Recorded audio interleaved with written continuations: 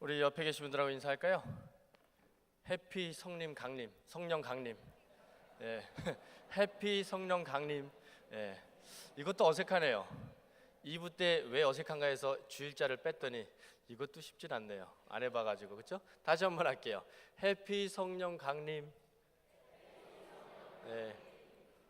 네.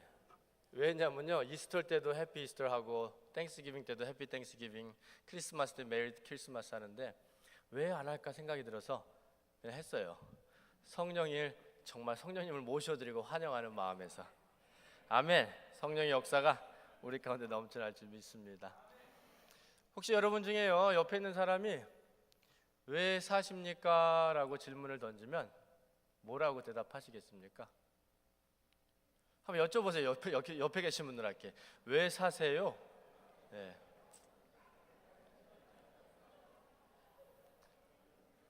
네, 무엇 때문에 사십니까? 목적이 무엇입니까? 이런 질문이 던져졌을 때 어떻게 대답을 할까 좀 생각을 좀 해보시기 바랍니다. 그래서 죽지 못해 살지 그러시는 분들이 계시면 절대로 안 될 줄 믿습니다. 우리 신앙인들은 죽지 못해 사는 게 아니고 감사함으로 즐거움으로 힘차게 사는 겁니다. 하나님의 일을 위해서요.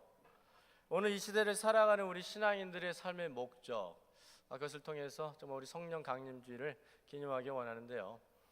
우리 신앙인들의 삶의 목적이 무엇입니까?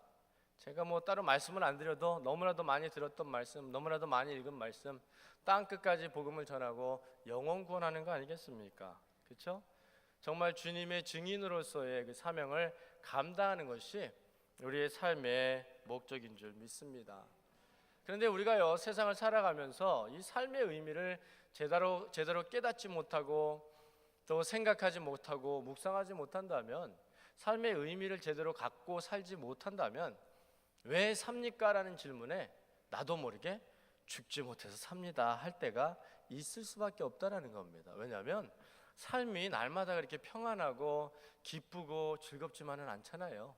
우리 이 땅에서의 삶이 그렇게 만만하지는 않습니다.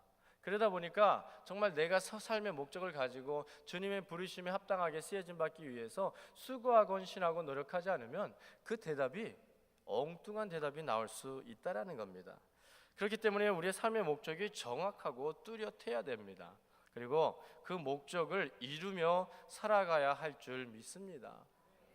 세상적인 눈으로 바라볼 때는요, 내가 가진 꿈과 비전을 이루어가는 것이 참 이 땅의 성공이라고 생각을 합니다. 세상의 잣대로 보면요, 많은 것을 가지고 많은 것을 누리는 자가 성공한 자라고 얘기합니다. 그런데 우리 신앙인들에게 있어서 삶의 성공은요, 얼마나 가지고 얼마나 누리고 얼마나 높이 올라가고가 중요한 것이 아니고 하나님께서 나에게 기름 부으신, 나를 부르신 그 목적을 내가 얼마나 이루어 드리느냐라는 것입니다, 여러분. 그래서 오늘 우리가 성령 강림 주의를 지킵니다. 성령님 오셔서 우리 안에 충만케 하셔서 우리를 통해서 하나님의 뜻을 이루소서 하는 겁니다. 여러분 혹시 그 차 중에 아주 비싼 차가 있는데요, 두 개가 페라리라고 들어보셨습니까? 람보기니. 바닥에 딱 달라서 붙어서 가는 조그만 차. 별로 보면 비싸 보이지도 않아요. 그런데 그 가격이 엄청납니다. 제가 말씀을 드릴게요. 그 페라리라는 차는요, 차종이 딱 모델이 4개밖에 없어요. 제일 싼 차종이 18만 8,425불이래요. 인터넷에서 봤더니 18만요. 제일 비싼 차종은 40만 불. 1부 때는 미쳤네 하시던데 3부 때는 없으시네. 미쳤죠. 람보기니는 딱 2종류밖에 없어요. 싼 거는 23만 7,250불. 달러로요. 미국 달러, 캐나다 달러 아니고요. 그 다음에 비싼 거는 54만 8,800불.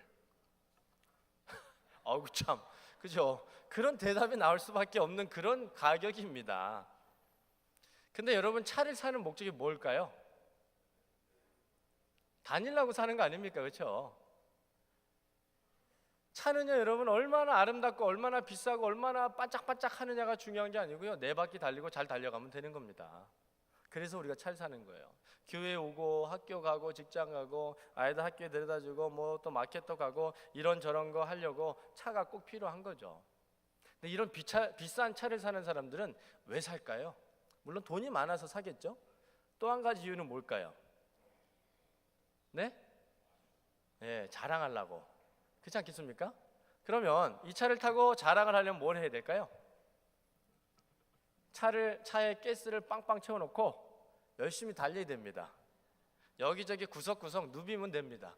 사람들이 쳐다보면서 와우 합니다. 그런데요, 이 비싼 차를 수십만 불을 들여서 찬 차를 가스 넣는 걸 잊어버려가지고 차고에 이 차를 고이 모셔둔다고 생각을 한번 해보십시오. 얼마나 큰 낭비일까요? 나는 보면서 즐겁지만 자랑할 수가 없잖아요. 차의 목적을 잃어버렸습니다. 그러니까 중요한 건 이겁니다. 여러분, 차종이 어떤 것이고 차가 얼마나 비싸고 차가 얼마나 아름답고 삐까뻔쩍한가가 중요한 게 아니고 가스가 충분히 있어서 내가 오늘 타고 다니면 되는 거 아닙니까? 그게 차의 목적입니다. 그런데 차에 가스가 없어서 타지 못한다면 그 차는 벌써 차의 목적을 잊어버린 것입니다. 우리의 삶이 그렇다는 거예요. 신앙인으로서 말이죠. 하나님께서 우리에게 정말 하나님의 복음을 전하라고, 땅끝까지 복음을 전하라고 다 저와 여러분들을 불러주셨는데, 복음을 전하려면 우리 안에 가스가 꽉 차 있어야 됩니다. 무슨 가스입니까? 성령으로 차 있어야 되는데 성령이 차 있지 않으면 하나님의 일을 감당할 수 없다라는 겁니다. 이 차처럼. 그래서 오늘 참 우리가 그럼 하나님의 뜻을 이루기 위해서 이 성령 강림주일을 기념하면서 무엇을 어떻게 해야 될 것인가 나눠보도록 하겠습니다. 첫 번째는요, 우리가 믿는 하나님은 오늘도 살아계심을 믿어야 합니다. 오늘 3절에 보니까요, 그가 고난당하신 후에 그들에게 확실한 많은 증거로 친히 살아계심을 나타내사 40일 동안 그들에게 보이시며 하나님 나라의 일을 말씀하시니라 라고 말씀합니다. 주님께서 부활하신 후에 제일 먼저 한 게 뭡니까? 제자들에게 나타나시고 그들에게 살아계심을 증거하셨습니다. 같이 식사도 하시고 대화도 하시면서 만져보라 하시면서 내가 살아있다라는 것을, 주님께서 부활하셨다라는 것을 우리에게 직접 느끼게 해주셨다라는 겁니다. 우리 하나님은요, 이처럼 살아계신 하나님임을 믿으시기 바랍니다.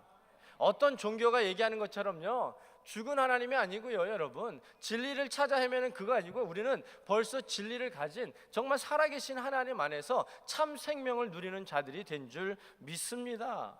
우리 하나님은요, 오늘 말씀처럼 정말 죽으시고 부활하시고 우리에게 생명의 근원이 되어주시고 힘의 근원이 되어주시고 축복의 근원이 되어주시고 우리를 날마다 눈동자같이 보호하시고 지키시는 그런 살아 역사하시는 놀라운 능력의 하나님임을 믿으시기 바랍니다.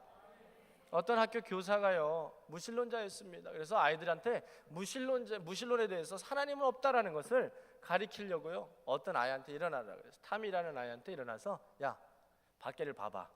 네. 밖에 나무가 보이니? 네. 밖에 잔디가 보이니? 네. 밖에 하늘이 보이니? 네. 밖에 하나님이 보이니? 아니요. 그 교사가 얘기하고 싶었던 건 이겁니다. 눈에 보이지 않는 하나님은 존재하지 않는다라는 거예요. 그런데 어떤 여자아이가요, 손을 듭니다. 선생님, 저도 질문을 몇 가지 해도 될까요? 라고 일어났습니다. 그래? 타미한테 또 똑같은 질문을 합니다. 타미야, 밖에 나무가 보이니? 잔디가 보이니? 하늘이 보이니? 그럼 선생님 머릿속에 있는 뇌는 보이니? 아니. 이해를 하셨나요? 네. 선생님의 말씀에 의하면 선생님은 머리가 우리가 볼 수 없기 때문에 머리 안에 뇌가 없다라는 증거입니다. 이처럼요, 사람들은 오늘도 살아 역사하신 그 하나님의 능력을 경험하지 못하기 때문에 하나님은 없다라고 얘기를 합니다. 그리고 그것을 믿습니다. 그것을 증거합니다. 근데 우리 하나님은 어떤 하나님입니까? 이 세상을 창조하시고 주관하시는 하나님입니다. 오늘도 우리를 그냥 내버려 두지 않으시고요, 우리 안에서 우리를 통해서 역사하시는 하나님임을 믿으시기 바랍니다. 오늘도 우리를 인도해 주시고 보호해 주시고 지켜 주시고 정말 너무 사랑스러워 가지고 어쩌할 줄 모르는 아빠라는 분입니다. 우리를 그냥 두시는 분이 아닙니다. 우리를 통해서 역사하시기 원하고 하나님의 영광을 나타내시기를 원합니다. 사사기 6장에 보면요, 기드온이 그 바알 제단을 파하고요, 아세라 상을 찍어서 하나님 앞에 번제하는 그런 장면이 나옵니다. 밤에 그 일을 행했어요. 두려워서, 사람이 두려워서. 그런데 그 다음날에 사람들이 난리가 났습니다. 아니, 우리가 믿는 신을 누가 감히 수소문해가지고 기드온이 했다라는 것을 알아냈습니다. 그의 집에 그냥 벌떼같이 몰려들어서 기드온을 내놔라, 우리가 섬기는 이 신을 이렇게 파하다니 죽여야겠다 막 떠들고 있습니다. 그때 그의 아버지 요아스가 이렇게 얘기를 합니다. 너희가 바알을 위하여 다투느냐? 너희가 바알을 구원하겠느냐? 그를 위하여 다투는 자는 아침까지 죽임을 당하리라. 바알이 과연 신일진데 그의 제단을 파괴하였은지 그가 자신을 위해 다툴 것이니라. 바알이 진정 하나님이라면 왜 자신을 보호하지 못하겠습니까? 그렇죠? 아세라가 진정 신이라면 왜 그렇게 쓰러질 수밖에 넘어질 수밖에 없었겠습니까? 가짜니까요. 생명이 없으니까요. 사람이 만든 거니까요. 근데 우리 하나님은 다르다는 거죠. 홍해를 가르시고 정말 기적을 베푸시는 하나님, 때를 따라서 먹을 것을 주시고 물을 주시고 정말 그 백성을 너무나도 사랑하셔서 1분 1초도 눈을 떼지 않으시고 지켜주시고 보호해주시고 인도하신 그 하나님, 그 하나님이 오늘 우리의 하나님인 줄 믿습니다. 그게 얼마나 감사합니까? 우리 하나님은 오늘도 살아 역사하심을 믿으시기 바랍니다. 그래서 우리가 신앙생활하면서요, 그 살아계신 하나님만을 찬양하고 경배하고 예배하시기 바랍니다. 우리의 삶 속에 우상이 자리 잡지 않도록 하나님을 열심히 바라봐야 될 줄 믿습니다. 우상이 뭡니까 여러분? 내가 하나님보다 더 사랑하는 것이 있다면 그것이 바로 우상입니다. 그것이 재물이 될 수도 있고요, 직장이 될 수도 있고요, 물질이 될 수도 있고요, 또 자녀가 될 수도 있고요, 뭐 여러 가지 무엇이든지 될 수 있습니다. 그런데 중요한 것은 그것은 아무 소망이 없다라는 겁니다. 우리 하나님, 살아계신 하나님만이 우리의 참 소망임을 믿으시기를 바랍니다. 그런 믿음을 가지고 나아가야 우리가 우리에게 주신 그 삶의 목적을 이루어 드릴 수 있다라는 겁니다. 두 번째로는요, 우리는 성령의 기름 부음을 받아야 된다라는 것입니다. 우리가 하나님의 이름을 사역을 그 뜻을 목적을 이루기 위해서는 성령의 충만함이 우리 가운데 넘쳐나야 되는 것입니다. 여러분, 성령이 임해야 하나님의 뜻을 알고요, 성령이 임해야 하나님의 뜻을 이룰 수 있는 그 힘이 우리 안에 넘쳐난다라는 것입니다. 여러분, 오늘 말씀 보니까요, 8절에 너희들이 내 증인이 될 터인데 되는 조건이 하나 있습니다. 뭐냐면 오직 너희에게 성령이 임하시면입니다. 여기서 오직이라는 말은요, 좌우간 어쨌든 다른 건 다 없더라도 성령님만은 꼭 있어야 너희들이 증인이 되리라라는 겁니다. 여러분, 잠시 좀 생각해 볼까요? 오늘 아침에 내가 일어나서 또 내일 아침에도 또 일어날 거고요, 어저께도 일어날 거고, 근데 매일 나를 일어나게 하는 힘의 원동력은 무엇입니까? 여러분, 우리가요 많은 일들을 감당하고 있는데 이 많은 일들을 감당하게 하는 원동력은 어디서 나오는 겁니까? 무슨 힘을 가지고 우리가 오늘 살아가고 있습니까? 여러분, 그것이 성령의 능력이기를 소망합니다. 우리가 깨어나는 이유도 성령님이고요, 우리가 열심으로 주님을 섬기고 주의 일을 하고 직장에 가서 일을 하고 자녀들 돌보고 이 모든 일을 감당하는 것도 성령님께서 우리에게 힘을 주시고 성령님께서 우리에게 은혜를 베풀어 주시기 때문에 하는 것인 줄 믿습니다. 성령 강림절로 오늘 기념하는데요, 왜 이게 중요하냐면 말이죠, 제자들이 성령을 받기 전까지 예수님께서 왜 죽어야 되는지, 왜 부활하셔야 되는지, 왜 그 예수님께서 하나님께서 준비하신 그 선물을 받아야 되는지 이해를 못했다라는 거죠. 그러니까요, 베드로라는 사람 어떻습니까? 주님 앞에 주는 그리스도시요 살아계신 하나님의 아들입니다, 메시아입니다, 고백 멋있게 했습니다. 야, 칭찬받았습니다. 그런데 칭찬받고 나서 또 뭐해요? 예수님께서 내가 예루살렘에 가서 십자가에 달려 죽어야 되겠다. 아니요, 예수님 죽으시면 어떡합니까? 절대로 안 됩니다. 내가 그렇게 못하게 하겠습니다. 내가 내 목숨을 바쳐서라도 주님을 지키겠습니다. 성령의 역사 없이는요, 여러분, 우리가 주의를 감당할 수가 없습니다. 성령이 우리 안에 차고 넘치지 않으면요, 우리가 하나님께서 계획하시고 소망하는 바를 이룰 수 없는 겁니다. 그렇게 주님이 누구신가 고백까지 해놓고요, 베드로는 넘어졌습니다. 왜요? 주님을 바라봐야 되는데, 하나님의 뜻을 생각해야 되는데 나를 바라봤다라는 겁니다. 내 뜻을 생각했다라는 겁니다. 그래서 너희가 성령이 임하면 권능을 받고 땅끝까지 복음을 전하는 증인이 되리라 말씀하시는데, 그 제자들이 질문하는 게 뭡니까? 아, 주님, 이때에 주님께서 이스라엘을 회복하시겠습니까? 무슨 말입니까? 아직도 이 영의 세계를 이해하지 못하고 하나님의 나라를 바라보지 못하고 이 땅을 바라보고 있다라는 겁니다. 예수님은요, 하나님의 나라를 얘기를 하는데 사람들이야, 이 제자들은 아직도 눈에 보이는 것들만 얘기를 합니다. 이 땅에, 이 시간에, 이 땅에 정말 하나님의 나라 이스라엘을 회복시켜서 우리에게 권세를 주시겠습니까? 우리에게 부를 주시겠습니까? 아, 이제 우리가 그 축복을 누리게 됐습니까? 이때입니까? 주님의 대답이 뭡니까? 야, 걱정하지 말아라. 그거는 네 알 바 아니다라는 거죠. 생각도 필요 없다라는 겁니다. 주님께서는요, 우리에게 성령의 기름 부음을 받으라고 말씀하십니다. 이 기름 부음이라는 것은요, 여러분, 어떤 사람에게 특정 권한을 줘서 어떤 일을 감당하게 하겠다는 얘기입니다. 주님께서 우리에게 성령을 받으라, 성령을 받으면 땅끝까지 증인이 되리라라고 말씀을 하십니다. 근데요, 그 귀한 사명을 주시면서 기다리라라고 얘기를 하십니다. 기다리라. 그리고 증인이 되리라라고 말씀하십니다. 성령을 받고 증인이 되라가 아니고 증인이 되리라예요. 이거는 너희들이 주인이 되는 것이 아니고 성령이 주인이 돼서 너를 증인이 되게 하시겠다라는 얘기입니다. 우리가요, 주님의 일을 하는 거요, 주님의 능으로 하는 겁니다. 주님을 섬기는 거요, 주님 앞에 기쁨 되기 위해서 하는 겁니다. 그러나 성령의 충만함을 절대적으로 받아야만 한다라는 겁니다. 그러려면 어떻습니까? 내 안에 성령을 채우려면 나를 버려야만 한다라는 거죠. 나를 버리지 않으면 내 안에 성령이 차고 넘칠 수가 없다라는 이야기입니다, 여러분. 그래서 우리가 성령의 충만함을 받지 않으면 증인으로서의 삶을 절대로 살 수가 없습니다. 우리의 의지대로, 우리의 지식대로, 우리의 원대로 하는 것이 아니고 이것은 하나님의 일을 하나님의 뜻대로 한다라는 것입니다. 성경을 얼마나 알고 얼마나 교회를 섬겼고 얼마나 교회를 오래 다녔고 어떠한 직분을 가지고 그게 중요한 것이 아닙니다. 내 안에 오늘도 살아 역사하시는 그 성령이 역사하시는가, 그게 중요한 겁니다. 그래서 성령 강림 주일을 우리가 기념하면서 성령의 임재를 위해서 간절히 기도해야 될 줄 믿습니다. 무디 목사님이 교인들에게 설교를 하면서요, 손에 들고 있던 컵을 보면서 얘기를 합니다. 이 컵에 공기를 다 빼려면 어떻게 해야 되겠습니까? 어떻게 하면 컵에 있는 공기를 다 뺄 수 있을까요? 어떤 사람이 얘기했습니다.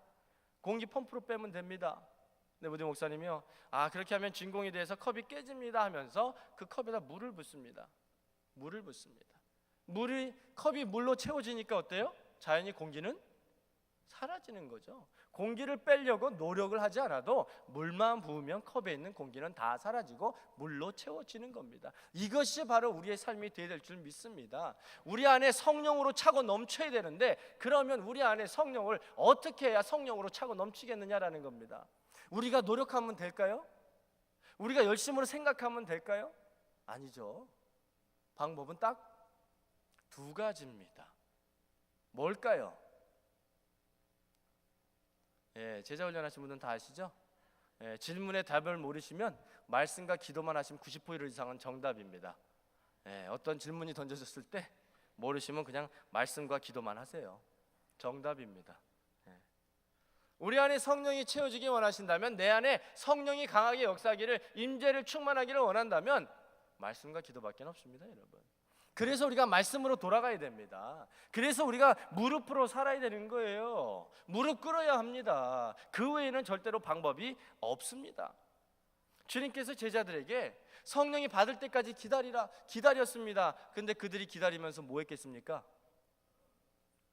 사도행전 1장 14절 보니까 여자들과 예수의 어머니 마리아와 예수의 아들과 더불어 마음을 같이하여 오로지 기도에 힘쓰니라. 오로지 기도에 힘쓰니라. 기도했더니 성령의 역사가 임재가 그들 안에 임했다라는 겁니다. 오늘도 우리가 겸손한 마음으로 무릎 꿇고 하나님 앞에 부르짖을 때 우리 안에 성령이 차고 넘칠 줄 믿습니다.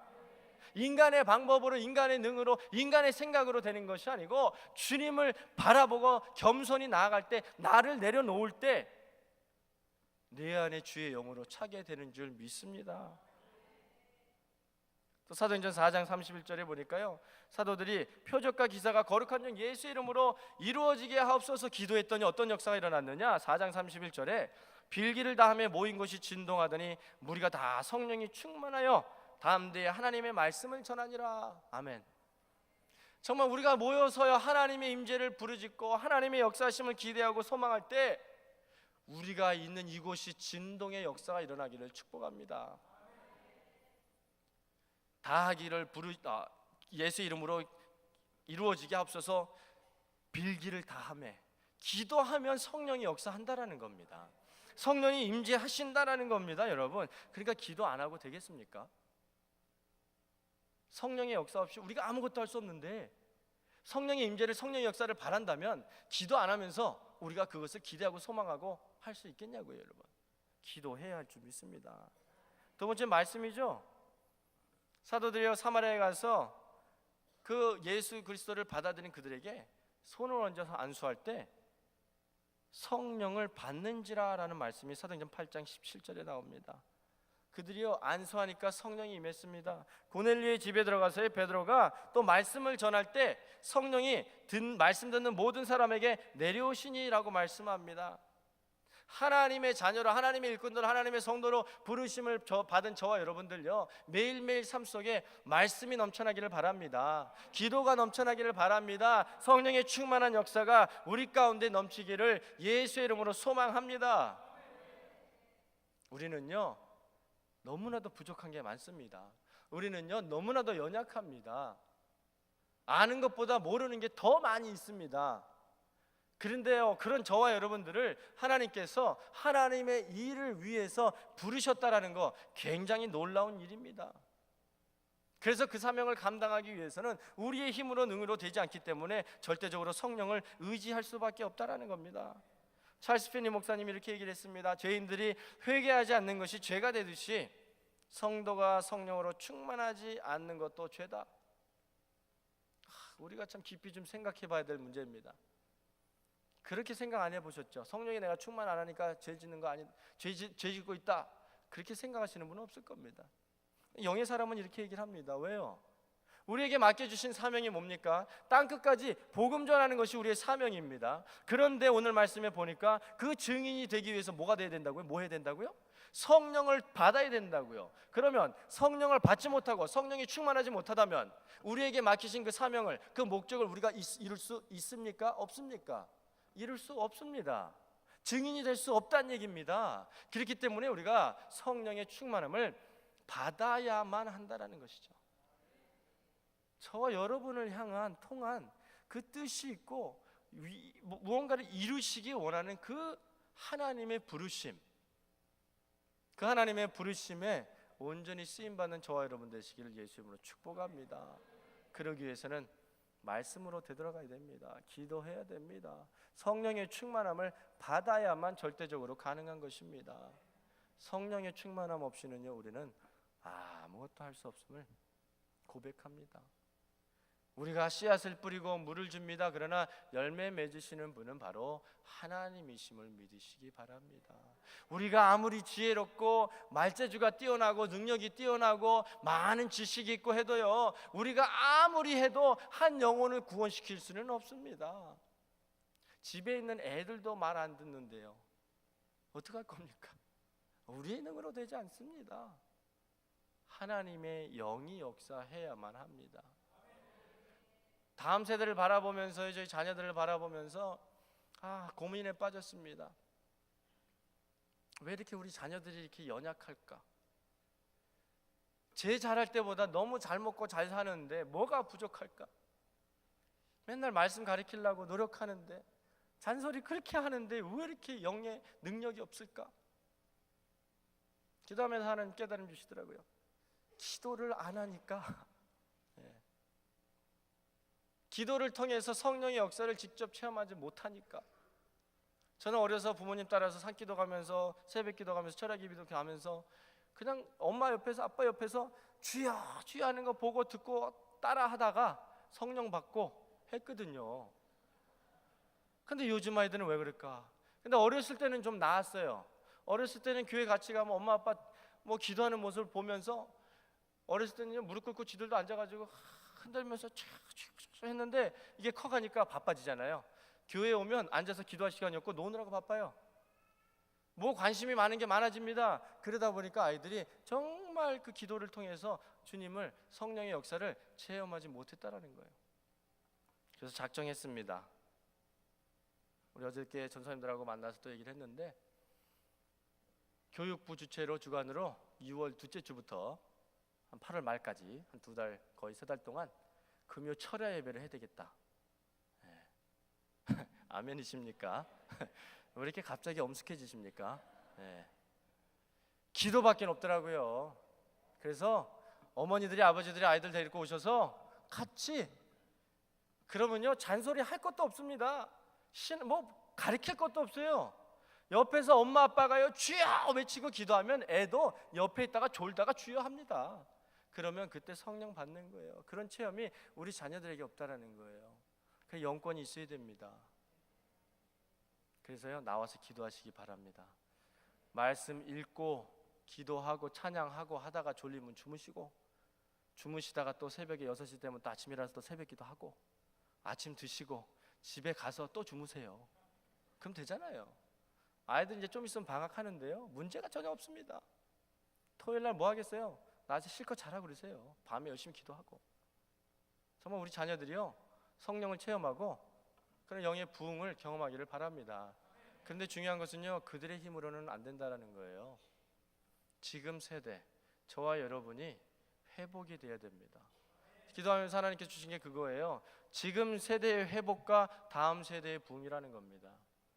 지금 세대가 회복하지 않으면요 다음 세대의 부흥은 없습니다. 한국 교회가요 예전에 막 부흥할 때 어떤 역사가 일어났습니까? 얼마나 많이 기도했게요. 그런데 지금요 기도 안 합니다. 기도원이요 텅텅 빈다 그래요. 팔이 날린다 그래요. 자연보호를 이유로요 산에도 막 막아가지고 산기도도 마음대로 못한다 그래요.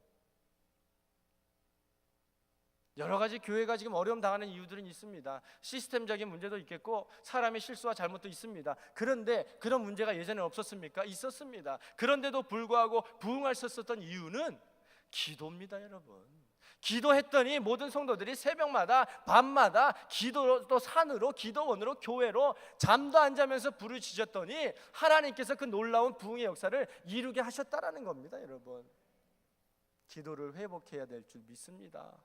그럴 때 우리 자녀들이 영적으로 성령의 충만함을 얻고 참 부흥을 경험하게 될 줄 믿습니다. 성령이 충만할 때요 네 번째 놀라운 일들이 일어납니다.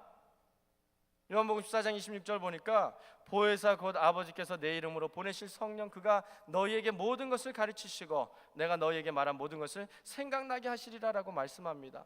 여기서 보혜사라는 말은요 옆에 같이 있도록 부름받은 사람이란 뜻입니다.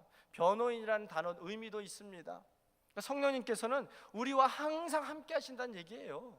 우리를 도와주고 변호해주고 상담해주고 또 우리를 위해서 기도해주고 우리에게 힘이 되어주고 능력이 되어주시는 그런 분이라는 겁니다.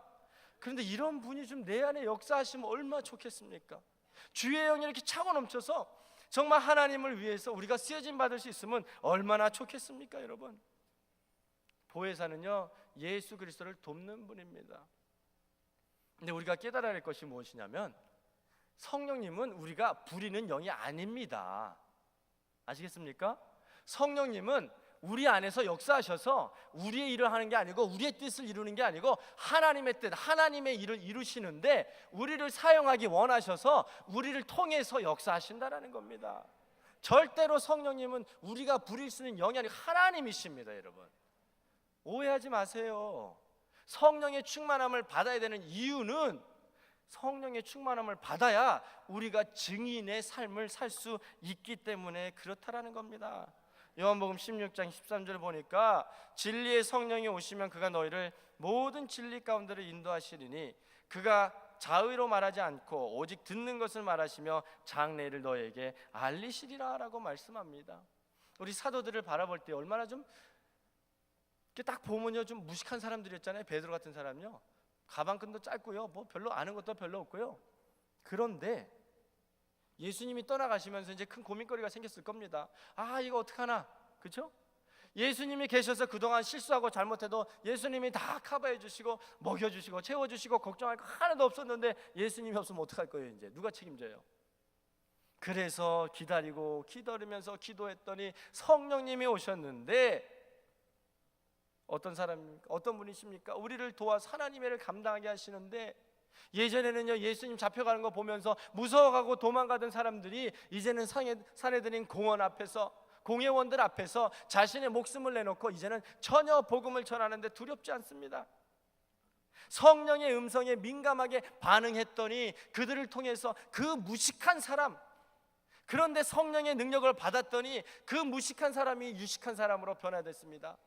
그 능력 없던 사람이 능력의 사람으로 변화되었습니다. 그 연약했던 사람이 이제는 강함과 담대함으로 똘똘 뭉쳐서 죽음의 두려움이 없고 삶의 목적이 없고 삶을 잃는다는 것에 두려움이 없고 이제는 정말 하나님께서 주신 그 목적, 그 사명을 위해서 목숨을 바쳐 헌신할 수 있게 되었다라는 겁니다.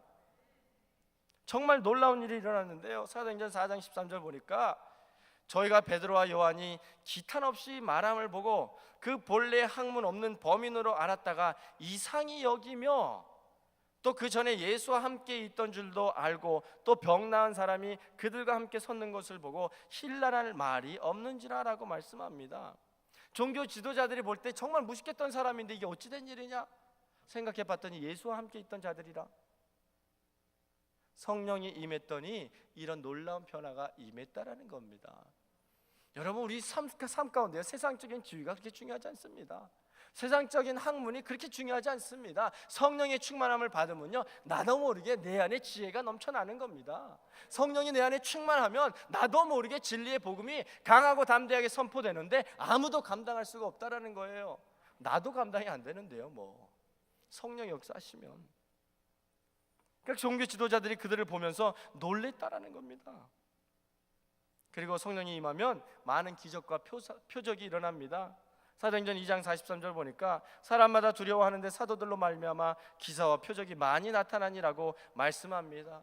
정말 그들이 손을 얹은 자마다 치료함을 받았습니다. 기도할 때마다 귀신들이 쫓겨나갔습니다. 모든 역사들이, 많은 역사들이 이루어졌습니다. 그런데요 여러분, 그러니까 성령의 역사, 성령의 능력을 생각하면 이런 눈에 보이는 그런 것들만 생각을 하게 됩니다. 그런데 진정한 성령의 능력은요 여러분, 고난을 이길 수 있는 능력임을 믿으시기 바랍니다. 사도들이요 복음 전하면서요 매 맞고요 감옥에 던져지고요 한 거는 하나님의 말씀에 순종한 것밖에 없습니다. 그런데 그들이 고난을 당하고 고초를 당하고 짐승에게 먹여서 찢겨 죽어가고 매 맞고 실신하고 불에 타 죽고 가죽 벗겨져서 죽고 십자가에 달려 죽고 그런 고난을 당하는데요, 그런데 성령의 충만함을 받았더니 그것을 감당하게 되더라라는 겁니다. 바울과 실라가요 복음을 전하다가 귀신을 쫓아내고 이유도 없이 매 맞고 감옥에 던져지고 실신했습니다. 그런데 깨보니까 감옥이라 밤중에 뭐 했다고요? 찬양했다고요, 기도했다고요, 예배했다고요. 그 기쁨이 어디서 나오느냐라는 겁니다. 성령의 역사가요, 성령이 충만할 때요 여러분, 그런 기적과 이사만 나타나는 게 아니고 그 모든 고통과 고난을 이길 수 있는 힘이 생겨난다라는 겁니다. 여러분, 혹시 삶에 어려움이 있습니까? 정말 시험거리가 있습니까? 좌절이 되고 낙심이 되십니까? 여러분, 성령의 충만함을 위해서 기도하시기 바랍니다. 성령이 충만하면 이길 수 있습니다. 성령이 충만하면요 나를 버려지게 되고요 내가 버려지고 내 안에 내가 아니라 주의 영으로 차게 된다면 어떤 시험거리도 시험거리가 되지 않습니다. 사도들 보세요. 시험에 빠질 만한 가장 그런 사람들입니다. 여러분, 주님께서 나를 따르라, 내가 너를 사람을 낚는 어부가 되게 하리라. 네, 순종했습니다. 주님 따라왔는데요, 주님 하라는 대로 했는데요, 왜 이렇게 어려움이 많습니까? 왜 이렇게 핍박이 많습니까? 고통스럽습니다 할 수 있어요. 그런데 성령을 받기 전에는 무서워서 도망 다니고 피해 갔는데 성령이 임했더니 그 두려움을 자처합니다. 그 아픔을, 고난을 자처합니다. 왜요? 성령이 그 고난을 이기게 하시니까요. 여러분, 담대하시기 바랍니다. 그래서 우리가 성령의 충만함을 받아야 될 줄 믿습니다. 성령이 충만하면요, 내 안에 기쁨이 넘치니까 즐거울 수밖에 없다라는 거죠. 사도행전 8장에 보니까 빌립이 사마리아에 가서 복음을 전하는데요, 복음을 전하고 기적이 일어나고, 그런데 8절에 보니까 이런 말씀이 있어요. 그 성에 큰 기쁨이 있더라. 아멘. 성령이 충만하면 뭐 기적들만 일어난다고 생각하는데 그렇지 않습니다. 우리 안에 기쁨이 넘쳐날 줄 믿습니다.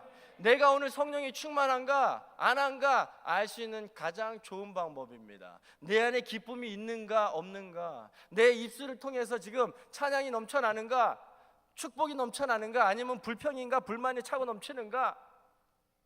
여러분, 가장 어렵고 힘들 때를 생각해 보세요. 왜 그렇게 힘들고 어렸을까요? 환경 때문일까요? 물론 그런 요인도 있습니다. 그러나 더 중요한 것은요, 그 시간에 얼마나 기도하고 얼마나 말씀에 붙들렸나 한번 생각해 보세요. 분명히 둘 중에 하나는 안 됐을 거예요. 아니면 둘 다 안 됐던가. 환경이 중요한 게 아닙니다, 여러분. 중요한 거는요, 내 안에 오늘 성령이 임재하시고 주장하시고 역사하시는가라는 겁니다. 사도들 보세요. 아무것도 할 수 없는 그런 상황 속에서도 성령의 충만함이 임했더니, 성령이 역사했더니 그 고통과 아픔과 죽음까지도 그들을 어떻게 할 수 없었다라는 겁니다. 정말 저와 여러분의 삶 속에 성령이 충만하여서 오늘 어떠한 일이 있든지 간에 어떠한 환경 속에서도 참 기쁨이 차고 넘쳐나기를 예수의 이름으로 축복합니다. 스펄전 목사님 이렇게 얘기를 합니다. 은사 중에 최고의 은사는 웃는 은사이다. 아멘. 웃는 은사를 받으셨습니까, 여러분? 좀 웃어보시기 바랍니다. 네. 이병헌이라는 사람 아시죠? 그 사람 사진 찍을 때 보면 항상 입이 이렇게 올라갑니다. 이빨이 12개가 보여야 된다고 합니다. 이빨 12개 보이게 좀 웃어보세요, 여러분. 입 다물지 말고 좀 활짝 좀 웃어보세요. 그게 성령이 임했다는 증거입니다, 여러분. 우리가 성령이 충만해서요, 싱글벙글 하고 다니면 복음을 전하는데 얼마나 좋은지 아십니까? 예수 안 믿는 사람이 날마다 싱글벙글한 사람한테 복음을 듣고 예수를 믿겠습니까? 아니면 날마다 울상하고 다니는 사람한테 복음을 듣고 예수를 믿겠습니까? 웃어야죠, 여러분. 웃으시기 바랍니다. 주위 있는 사람들이 저 사람 뭐가 그렇게 좋아서 웃을까? 무슨 이유일까? 궁금할 정도로 웃으시기 바랍니다. 근데 우리가 억지로 웃어서 웃는 게 아니고요, 성령이 임하면 기쁨이 임하니까 나도 모르게 그저 순간순간 웃게 되는 겁니다. 그럴 때 우리가 정말 하나님을 찬양하고 경배하고 예배하고 하나님의 뜻을 이루는데, 정말 성령님께서 부족하지만 연약하지만 저와 여러분을 통해서 놀라운 역사를 이루실 줄 믿습니다. 성령 강림 주일을 우리가 기념하면서 성령의 충만함을 받으시기 바랍니다.